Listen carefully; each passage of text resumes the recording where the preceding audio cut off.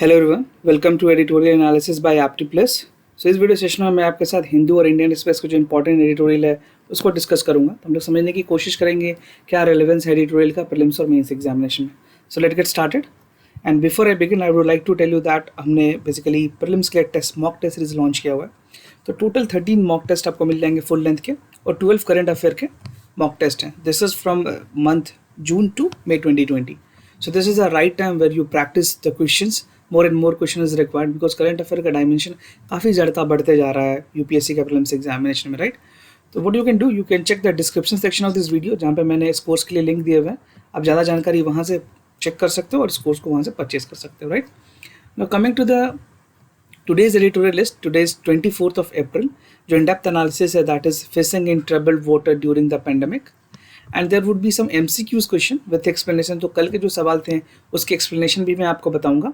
And there would be mains question, this would be related to the in depth analysis, fine. Hindu से अगर बात करें यहाँ पे इंपॉर्टेंट एडिटोरियल की, तो covid paradox in the South Asia, fine, and how will India emerge out of the lockdown, ये दो इंपॉर्टेंट एडिटोरियल है। इंडियन एक्सप्रेस से how to find money in the crisis and doctors and the teachers, right. So start करेंगे सबसे पहले in depth analysis के साथ। So this is from the Hindu and the entire editorial talks about the facing troubled water during the pandemic, talking about the relevance। अगर इसकी general studies के paper में relevance की बात करें तो ये आपके जनरल स्टडीज़ के पेपर 2 जहाँ पे इंटरनेशनल रिलेशन का जो सेक्शन है वहाँ पे ये चीज़ें इंपॉर्टेंट हो जाती है। साथ के साथ आप एसे में अगर कोई IR का एसे लिख रहे हो तो एक डायमेंशन वहाँ पे भी इस चीज़ को कवर करने में आपको मदद मिल सकती है, राइट। ना पूरी एडिटोरियल में बात की गई है जो साउथ चाइना सी है और उसकी जो फिशिंग डिस्प्यूट है वियतनाम के साथ, उसको लेकर के जिक्र है। तो एक एक करके चीज़ों को समझेंगे and it is very important for you to understand how the map work is also going, right. तो जैसा आपको पता है कि one of the most important fishery point है साउथ चाइना सी। जिन लोगों को नहीं पता उनकी आज थोड़ी कुछ पॉइंट्स क्लियर कर दूंगा मैं। तो South China Sea is the one of the most important fishery point in the world and it has been long battlefield. ऐसा नहीं कि ये चीज़ें अभी स्टार्ट हुई है, बहुत समय से चलती आ रही है। अगर वे बैक टू आप 1950 से चलोगे तो उस टाइम से जो है बेसिकली साउथ चाइना सी में फिशरीज को लेकर के ये सारे डिस्प्यूट्स अराइजिंग थी, राइट। एक स्टैंड ऑफ हुआ basically between China and Indonesia near Natuna island. So ये आपके लिए काफ़ी इंपॉर्टेंट है प्रीलिम्स पॉइंट ऑफ व्यू से। इसके लोकेशंस पूछे जा सकते हैं कि जो नाटूनाज आइसलैंड है वो कहाँ पे है। तो this is the map, so you can figure it out कि basically this is the part of Indonesia, ठीक है। इंडोनेशिया के अंदर आती है ये चीज़ें। तो ये मैप वर्क आपके लिए काफ़ी इंपॉर्टेंट है क्योंकि कई बार प्रीलिम्स में डायरेक्ट सवाल मैप से आ जाते हैं। तो once you are thorough with the maps, the जो प्रीलिम्स में जो शॉर्ट क्वेश्चन है उसको आप आंसर कर पाओगे, राइट। ना अगर बात करें जो नटूना आइसलैंड है, Natuna island has been the coast of Borneo administered by Indonesia, जो मैंने आपको पहले बताया। ये जो है this is administered by Indonesia, but कुछ उसके जो आर्किपेलागो जो साइट्स हैं वो चाइना एडमिनिस्ट्रेट कर रहा है as a part of the trading fishing ground, right. तो ये सारी प्रॉब्लम वहाँ पे अराइज हो रही है जिसकी वजह से डिस्प्यूट स्टार्ट हुआ है between the China, this is basically between the China and Indonesia, right. तो आगे मैं आपको बताऊंगा और क्या क्या चीज़ें हैं। तो जो फिशिंग की जो स्टॉक है साउथ चाइना सी, उसके बारे में आप पहले समझ लीजिए कि बेसिकली अराउंड द वर्ल्ड अगर देखें तो 12% ऑफ द ग्लोबल जो फिशमेंट है this comes from South China Sea, right. तो ओवरऑल प्रोडक्शन की अगर बात करें तो stands for almost 12%, fine. Now reports बताती है कि जो साउथ चाइना सी है वहाँ पे जो परसेंटेज रह गया है वो सिर्फ 5% रह गया फिश टोटल प्रोडक्शन का, जो 1950s में हुआ करता था। क्योंकि अभी रिसेंट टाइम में पिछले 20 वर्षों में past 2 decades it has been seen that there is a fall of 66 to 75% in that particular region, right. और बहुत सारे रीज़न हैं इसके डैमेज करने के, इसके डिटोरेट करने के। नाउ फिश स्टॉक की बात करें तो साउथ चाइना इतनी नेसेसरी है वहाँ, बेसिकली जो कैपेसिटी है वहाँ पे वो ग्लोबल जो फूड डिमांड है, जो ग्लोबल फूड जो फिश की डिमांड है उसको सेटिस्फाई करने के लिए काफ़ी है। तो इस अगर 5% भी है अभी साउथ चाइना सी में तो दिस इज सफिशिएंट फॉर पूरा ग्लोबल वर्ल्ड के लिए, राइट। नाउ ये तो हो गई उस चाइना की बात। अब अगर इंडिया के फिश प्रोडक्शन की बात करें तो वेयर डू वी लाई, देखो China as a largest producer in terms of fish production. उसके बाद जो सेकंड नंबर है वो इंडोनेशिया का है, थर्ड में इंडिया है, we are on the third rank. अगर ओवरऑल प्रोडक्शन की बात करें मिलियन टन्स में तो 10.8 है अभी इंडिया के पास, और जो प्रोजेक्टेड है 2030 के लिए दैट इज 13.4। तो ये फिगर आपके लिए बहुत ही ज़रूरी है याद रखना। अगर आप मेंस में आंसर लिखते हो तो मैं आपको हमेशा फिगर याद करने के लिए मना करता हूँ, लेकिन कुछ कुछ ऐसे फिगर हैं जो आपको ध्यान रखना है और आपको एग्जाम में लिखना है, राइट। अगर बात करें टॉप 5 स्टेट्स इंडिया की जो कि फिश प्रोडक्शन में है, तो सबसे पहले आता है आंध्र प्रदेश, उसके बाद वेस्ट बंगाल, गुजरात, केरला एंड तमिलनाडु। सो आप इसके बेसिकली इनलैंड और मरीन की जो प्रोडक्शन है उसके लेवल ग्राफ वाइज भी देख सकते हैं। बाकी ये डेटा आपके लिए इंपॉर्टेंट नहीं है। ओवरऑल आपको जो फीड प्रोडक्शन है वो आपको जानना ज़रूरी है कि 89.02 है इनलैंड में और मरीन में 35.88 है। ये इस वजह से कि आपको पता होना चाहिए कि किसका ज़्यादा है, इनलैंड का ज़्यादा है या मरीन का ज़्यादा। तो यहाँ पे इनलैंड के पास हमारे पास ज़्यादा है, राइट। और जो टोटल प्रोडक्शन है दैट इज़ 125 लाख टन्स में है ये, राइट। तो जो अगर आप ट्रेंड देखोगे जो मेरिन का जो प्रोडक्शन है एक्सपोर्ट की अगर बात करें तो वो इंक्रीज़ हुई है, जहाँ पे 11-12 में 16,597 थी, अब वो बढ़ करके 45,106.89 हो चुकी है, right. So this is the fish production in India. ये एडिटोरियल में आज के एडिटोरियल में डिस्कस नहीं है, बट आपके लिए ये सारी चीज़ें भी जानना ज़रूरी है। तो मेरी जो पूरी कोशिश होती है कि एडिटोरियल में एक मेंस क्वेश्चन जो बने उस टर्म पॉइंट ऑफ व्यू से मैं आपको सारी चीज़ें बताऊं, राइट। अगर आप एडिटोरियल पढ़ेंगे तो हो सकता है आपको ये चीज़ें वहाँ पे नहीं मिले। Now coming to the China strategy for expansion, तो वियतनाम ने ऑलरेडी जो वहाँ के जो फॉरेन अफेयर उन्होंने किया कि भाई हमारे यहाँ वियतनामीज जो फिशिंग बोट पे चाइनीज़ ऑलरेडी जो कोस्ट गार्ड है वो रैम कर रहे हैं, वो शंक कर रहे हैं। उसके बाद जो वियतनाम का जो सवर्निटी है जो पार्शल आइलैंड पे है वो कहते हैं कि भाई हमारी जो पार्शियल जो आपकी जो एंट्री हो रही है वो कहीं ना कहीं लेजिमेट इंटरेस्ट जो वाइटनेस फार्मर्स है फिशरमैन उसको इम्पैक्ट कर रही है। तो जो ऑलरेडी एग्रीमेंट हुआ है मैं आपको बता दूं, Chinese action against has been propose as a code of conduct. जो code of conduct already imposed है साउथ चाइना सी में बिटवीन चाइना एंड वियतनाम, उसका कहीं ना कहीं वायलेशन किया है चाइना ने। तो और दूसरी तरफ जो और चीज़ें बात में उभर के आई है जो वियतनाम ने क्लेम किया है कि जो सैटेलाइटेड इमेजेस हैं उनके मुताबिक चाइना ने recently they have researched in the Zamora relief for ecology, geology and environment related issues. तो वहाँ पे चाइनीज़ प्रेजेंस ऑलरेडी देखी गई है। So this is something which is creating a cause of tension between China and Vietnam, right. Now यहाँ पे आपके लिए मैप देखना काफ़ी ज़रूरी है। This is the complete map of South China sea. Here is the Vietnam, ठीक है। अगर आप वैसे आओगे तो ये कंट्रीज़ भी कई बार यूपीएससी ने पूछा है इंक्रीजिंग और डिक्रीजिंग ऑर्डर पे। तो first here coming from south to north there is Cambodia, there is Thailand, there is Laos, right. उसके बाद वियतनाम आती है। यहाँ पे जो चीज़ें आपके लिए जानना है ज़रूरी है, ये है 9 dash line. These are all the 9 dash line 1 2 3 4 5 6 7 8 and 9. So this completely is called 9 dash line and this has been claimed by China. Fine. उसके बाद यहाँ पे इंडोनेशिया है। This is again a very significant country जिसका मैंने आपको नाटुआ के बारे में जो बताया था, वहाँ पे उसकी जो बेसिकली पूरी एडमिनिस्ट्रेटिव कंट्रोल वहाँ पे, बट चाइना ने ऑलरेडी ज़बरदस्ती कब्जा किया हुआ है। अब बात करें अगर साउथ चाइना सी की, तो for you it is very important to understand कि जो वेस्ट लंडन रिफ है, फिशरी रोज रिफ है, मिशिस रिफ है, दीज आर वेरी इंपॉर्टेंट क्योंकि यहाँ से सवाल यूपीएससी अक्सर आपसे पूछती है। जो पार्शल मैंने आइलैंड आपको बताया this is located here, right. So ये आप ज़रूर देख लें। If you want Google images में भी ये सारी चीज़ें आपको मिल जाएगी। तो this is very important. Prelims में हर बार एक सवाल आते हैं। यहाँ पे Taiwan, Philippines, this is the capital of Philippines Manila, and this is Malaysia and Indonesia, right. Now coming to the window of opportunity for United States, यहाँ पे हुआ क्या, जिस तरह से वियतनाम के साथ जो टसल चली है वो एक अपॉर्चुनिटी दिया उन्होंने यूएस को कि भाई जो अपवर्ड ट्रेजेक्ट्री है रिसेंट टाइम में उसको कैसे आगे बढ़ाया जा सके। तो वियतनाम हैज़ बीन कीन supporter of the United states freedom for navigation operation, जिसको फोनोप्स भी कहते हैं, राइट। तो उसके लिए बेसिकली वियतनाम ने सपोर्ट किया है यूनाइटेड स्टेट का कि साउथ चाइना सी में यूएस को भी मौका मिलना चाहिए। तो China has always been a strong stand against the FONOPs of the US, ठीक है। Basically, you know, there is a silent retaliation between China and United States. तो उसी का एक नतीजा है ये। और United States is being accusing China of taking advantage of the COVID-19 outbreak and increasing military activities near Taiwan and South China Sea. तो you can see in the map. So जो ताइवान के reason है जो south China sea में, वहाँ पे इन्होंने surveillance बढ़ा दिया है, ये क्लेम करना है यूनाइटेड स्टेट्स का, राइट। उसके बाद जो टशल है between Vietnam and China, so Vietnam has always been a strong against the Chinese action of South China Sea. मैंने आपको पहले ही बताया बहुत सारी ऐसी जो लॉज है उसकी वायलेशन की गई है, जिस वजह से वियतनाम ने इसको इंटरनेशनल लेवल पे डिस्प्यूट माना है। एंड इवन जो कोविड-19 की जो रिस्पॉन्स है, तो Vietnam was the first country Asian countries में to suspend all flight that is coming from the China. तो उन्होंने ऑलरेडी इस तरह से प्रिकॉशनरी मेजर्स लेते हुए जितनी फ्लाइट्स भी चाइना से ऑपरेट कर रहे थे वियतनाम में, उसको सस्पेंड कर दिया था। Hence, China has always been keeping watch on the Vietnamese activities in the South China Sea dispute. Fine. So this is a dispute. This is not new. This has been continuing for a long time. तो इस पे एक mains का सवाल आपके लिए बहुत ही important है।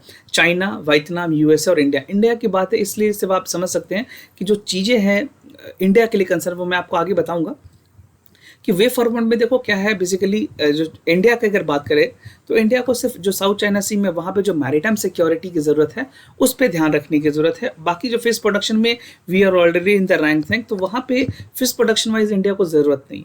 बात करें वे फॉरवर्ड और, तो China can see restore the credibility, creating tension in the South China Sea would again be the least priority as this time, क्योंकि अभी जो पेंडेमिक है उस वजह से ये सारी चीज़ों में थोड़ी सी ढील आई है, थोड़ी सी सुस्ती बरती गई है। तो देखना होगा आगे how this issues can again be raised, and for time being it has taken a very lenient approach, right? And it seems that COVID-19 outbreak in China has little to do in the country's strategic and regional expansion, and India is not more towards these tussle between Vietnam, China and America. So we are more focused on the maritime security in terms of the South China Sea, right? तो इसी पे एक mains का सवाल है आपके लिए कि discuss the tension between the China and Vietnam over the fish production in the South China Sea. So what you have to do, you have to write your answer. जो व्हाट्सअप का number है वो आपको video के description में मिल जाएगा, वहाँ से आप नंबर ले सकते हैं और अपने आंसर को PDF फॉर्मेट में अपने नाम के साथ हमें भेजें। जैसे हमें कॉपी रिसीव होगी we will evaluate it and we'll resend it to you, right, for your basically to understand what are the mistakes that you have incurred in the answer writing. Now coming to the Hindu other important editorial, यहाँ पे बात करें तो कोविड-19 paradox in the South Asia. This is again important for your general studies two issues related to development and management of health. तो जो कोविड-19 के जो टेस्ट है, जिस तरह से पॉजिटिव्स आ रही है, उसमें बेसिकली दो कंट्रीज़ के बीच में जो वेस्टर्न कंट्रीज़ हैं और जो इंडिया है उसके बारे में जिक्र की गई है, राइट। तो अगर फर्स्ट केस को बात करें जो यूनाइटेड स्टेट में 21 ऑफ बेसिकली जनवरी को रिपोर्ट की गई थी और इंडिया में 30 जनवरी को केस रिपोर्ट की गई थी। और अभी अगर पिछले 3 वर्षों में बात करें, बेसिकली 3 मंथ्स में अगर बात करें, in the past 3 months basically, तो 20 अप्रैल तक अभी तक की जो डेटा है, यूनाइटेड स्टेट्स में 7,23,605 लोग इन्फेक्टेड है and India is reported to have this much 17,265। अभी अगर आप प्रेजेंट की बात करोगे, now we are recording this lecture, तो this is close to 22,000, right. तो 22,000 के आसपास इन्फेक्शन इंडिया में ऑलरेडी हो चुकी है जब हम इस वीडियो को रिकॉर्ड कर रहे हैं। तो कंपैरिजन विद साउथ चाइना, अगर साउथ एशिया की बात करें तो यहाँ पे Bangladesh, Bhutan, India, Maldives, Nepal, Pakistan and Sri Lanka, so they have very similar result in basically in the south Asian region. तो यहाँ पे भी जो डेटाज है, जो ग्राफ बढ़ रही है, जो डबलिंग रेट है वो इसी तरह की है, सब कंट्री में ऑलमोस्ट सिमिलर है। नो अगर बात करें साउथ एशिया में, तो जो वर्ल्ड की जो टोटल पॉपुलेशन है उसमें 23.4 का शेयर है बेसिकली इन सारे कंट्रीज़ का, और these account for 1.25 infection, right. और जो टोटल डेथ रिपोर्ट की गई है इन पूरे साउथ एशियन कंट्री से, that is 0.5% of the Covid death across the world, fine. जो पॉपुलेशन डेंसिटी है सब कॉन्टिनेंट में वो सबसे ज़्यादा है, हाईएस्ट है, तो उसके बावजूद बहुत कंट्रीज़ ने इसको बेसिकली कर्ब करने में, कंटेन करने में बहुत हद तक प्रिकॉशनरी मेजर्स लिए हैं। और south Asia has far bin better in the other parts of the world. अगर और किसी कंट्रीज़ के मुकाबले इसकी तुलना की जाए तो South Asia has been performing well. Commendably India has also doing well job. जो लॉकडाउन की गई कंट्रीज़ में, बेसिकली इंडिया में, बांग्लादेश में, पाकिस्तान में और Sri Lanka, Nepal, so these are some of the important precautionary measures that government has taken, but it can not be sustain for a longer duration of time. This is very important, right. Now ये suggest की जा रही है कि ये जो countries हैं इन लोगों को जो BCG की जो वैक्सीन है वो ऑलरेडी दी गई थी, जो कि ट्यूबरकुलोसिस जैसे डिजीज़ या जो और भी लोग जो कोविड से ससेप्टेबल हैं उससे बचाती है। आपको पता है जो BCG वैक्सीन है वो इंडिया में बेसिकली बच्चों को 1 ईयर से पहले तक लगा दी जाती है ऑलरेडी।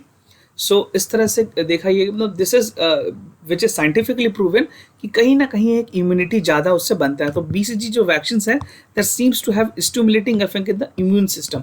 तो जो हमारी शरीर की जो रोग प्रतिरोधक क्षमता है, जिसको इंग्लिश में इम्यून सिस्टम कहते हैं, उसको कहीं ना कहीं मदद मिलती है, and it give a boost so that it can again take action against the covid viruses. Fine, so this is what has been discussed in this editorial. Now moving to the second one.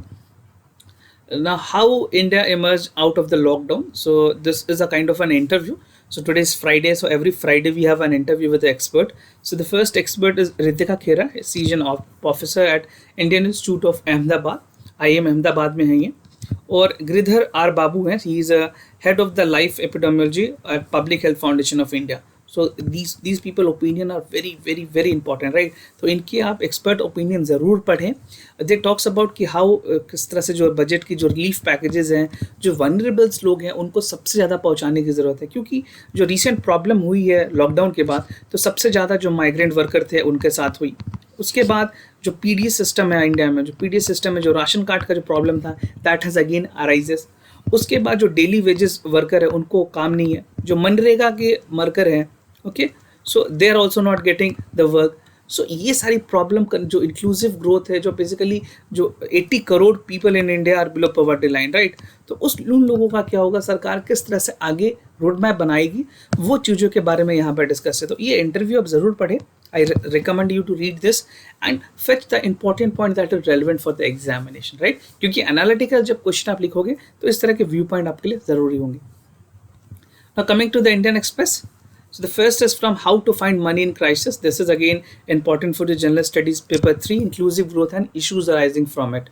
तो बात की गई है जो COVID-19 की crisis है, that is precipitated around the unprecedented social economic calamity. जो social economic calamity है उसको अगर देखा जाए तो बहुत ही ज़्यादा हाई है, बहुत ही ज़्यादा है, right?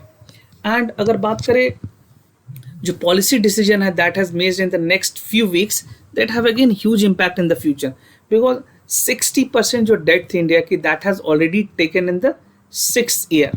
Fine, that amounting to 1 crore of the new debt in the per month.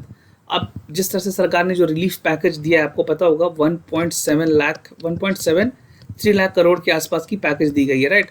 सो इसके बाद जब लॉकडाउन खुलती है तो सरकार के पास 1 लाख करोड़ रुपए का पर महीने का डेट रहेगा. And 1.40% of the Indian population the state are the employees of central and the state government, ठीक है? अगर बात करें जो टोटल पॉपुलेशन है, यहाँ पे बात की गई है जो बिलो पॉवर्टी लाइन, जो BPL के लोग हैं, उसके अलावे जो सेंट्रल गवर्नमेंट और जो स्टेट के जो एम्प्लॉयज़ हैं वो सिर्फ 1.4% है पूरे टोटल पॉपुलेशन के. और इन पे जो खर्च जाती है सरकार की वो है 12 लाख करोड़ रुपए एनुअली, राइट? सो सैलरी डिडक्शन की बात की गई है. बहुत सारे बेसिकली कल भी आपने देखा होगा गवर्नमेंट ने प्रेस रिलीज में PIB में ये कहा है कि जो डियरनेस अलाउंस है, जो DA मिलता है लोगों को, वो इस बार जनवरी 2020 टू जुलाई 2020 तक विथ होल्ड कर दिया गया है. उसके पैसे अभी नहीं मिलेंगे. डियरनेस अलाउंस ये 6 महीने तक नहीं दी जाएगी, राइट?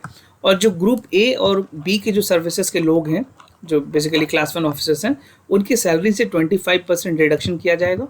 और group C and group D तो नहीं, ग्रुप C के लोगों से 10%, और ग्रुप D अगर अपनी स्वेच्छा से if they want to give 1 day salary, they are most welcome to do so, right? तो this is the only way from where government can fetch the money and give a survival to the economy.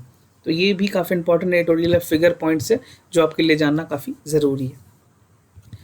Now coming to the next editorial, it talks about the doctors and teacher. So this is again very relevant, and the syllabus where this editorial comes is General Studies paper 2 from functions and responsibility of union and state.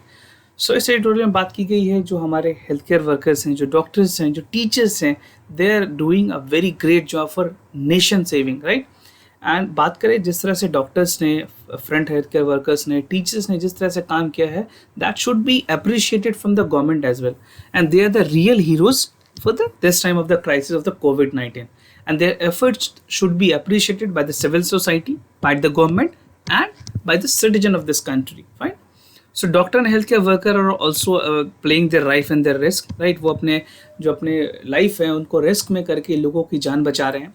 And teachers, talking about the teachers, they're doing the online classes and they're making student feel comfortable at their home. तो ये बहुत ज़रूरी है कि इस time पे जो बच्चे हैं जिनकी पढ़ाई छूट गई है, they should be there in the right rhythm. तो government need to reward them, government need to have a, जिस तरह से सरकार ने जो भी है, जो कोरोना वॉरियर्स हैं उनके लिए दिल्ली गवर्नमेंट ने 1 करोड़ रुपीज़, सेंट्रल गवर्नमेंट ने ऑल्सो भी कुछ पैसे देने की बात की गई है. तो ये 3-4 लोग हैं जो doctors, health care worker and teachers, अगर इनको कोरोना की वजह से अगर डेथ हो जाए, if they are serving the corona people, infected people, तो उनको बेसिकली रिवॉर्ड करने की भी ज़रूरत है. So this is the time where we should appreciate the efforts from the doctors and the teachers, right. Now coming to the important MCQs of the day. तो कल के जो आंसर्स है वो मैं पहले आपके साथ डिस्कस कर लेता हूँ. सो कल जो मैंने आपसे पूछा था, Raildex X is basically Raildex is क्या है वो, तो this the answer is B. आप क्वेश्चन चेक कर ले कल के एडिटोरियल में. एक्सप्लोजिव डिटेक्शन डिवाइस है, it can be detect up to 20 explosive from the stand off distance of the 2 meters, right. इसकी कैपेसिटी यहाँ तक की है. नाउ सेकंड क्वेश्चन जो था that is from the Brahmo समाज. इसके दोनों स्टेटमेंट करेक्ट हैं और जो आंसर है that is C, that the Brahmo Samaj has issues the widow remarriage high on agenda and did much to popularise it. जो सेकंड स्टेटमेंट था, किसने इसको पॉपुलराइज किया, तो पंडित Ishwarchand Vidyasagar was the principal of the Sanskrit College in Calcutta and the Hindu Widow Remarriage Association at 1856, right, which legalized the marriage in the widow and declared issues from the such marriages are legitimate and passed by the government of India. Fine. So Vidyasagar cited the Vedic text to be proved and the Hindu religious sanction widow remarriage. So these explanation are again very important. अगर कोई भी दूसरा सवाल भी आपसे आए तो आप उसको हैंडल कर सकते हैं आराम से. Now coming to the important question of the day. So the first question is coming from the modern history. Which of the following statements are correct regarding the Eka movement? So the movement took place in the Eastern Bengal. One of the issues involved in the practice on the shear reins. So which among the following statement is correct? Only one, only two, both one and two, or neither one nor two. So do participate. Write your answer in the comment section of this video. Right, many of you are participating. It's really I'm very glad to you that you people are participating. Now coming to the second question of the day. Gender Social Norms Index is published by UN Development Program, UNDP, Niti Aayog, Amnesty International and Ministry of Women and Child Development. So this is again very significant. This was there in the news. तो इस तरह के सवाल UPSC के prelims examination में आएंगे. तो ये अच्छा है कि अभी आप प्रैक्टिस कर लें इस तरह के सवालों का, जो कि आपको रियल एग्जामिनेशन में से काफ़ी बेनिफिट मिल सकते हैं. तो अपने कमेंट्स जो भी हैं, आंसर जो भी हैं, उसको कमेंट सेक्शन में पोस्ट करके हमें बताएं, right. And do not forget to like this video, subscribe our एप्टी+ अकेडमी फॉर सिविल सर्विसेज, जहाँ पे सारे इंपॉर्टेंट वीडियोस आपको मिल जाएंगे. टेलीग्राम चैनल से भी कुछ इंपॉर्टेंट PDFs, क्विजेज आप डाउनलोड कर सकते हैं, right. And I sincerely thank you for listening to this video. अगर कोई भी कंसर्न हो तो हमें ज़रूर बताएं. Will be more than happy to assist you. For time being I am signing off. Stay home, stay safe. Thank you.